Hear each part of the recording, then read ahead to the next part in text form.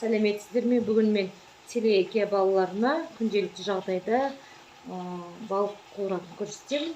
Яғни балықты жұмыртқаға салып қуырамын, қарапайым диетический қылып. Болмаса ұнға саламын, жаңағы шерді микс болуына салып қуырамын. Қазір сіздерге сол балықты қуыру жолдарын көрсетейін деп. Балаларға жұмыртқаға салынған балықты міне мамалар жұмыртқаға батырып аламын. Кей кезде қып-қызыл сап-сары қылу үшін бұны біз бәріміз ортақ жей береміз, дәмі білінбей қалады. Осылай да жай. Міне балықты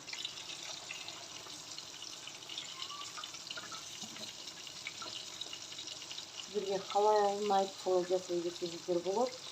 Балалар бұл тамақты ортақ жейді. Мына балықты да ұнға батырып, балықты тұздап алып алдын ала. Содан кейін 20 минут булап аламыз. Картошканың бетіне қойып буласаңыздар да болады. Немесе пароваркаге 20 минутқа булап алсаңыздар болады.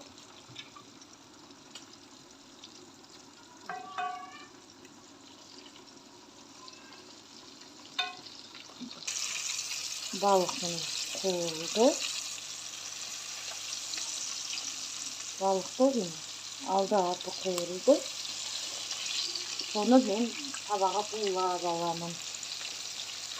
Ортақ жейсіздер, бала өзің сіздермен бірге тамақ ішкеніне риза болады.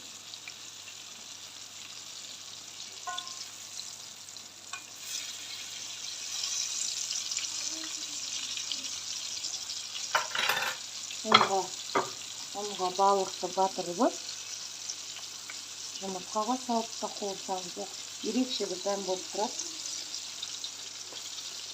Крабовые палочки деген сияқты болып тұрады. Жұмыртқамен өзімен де болады.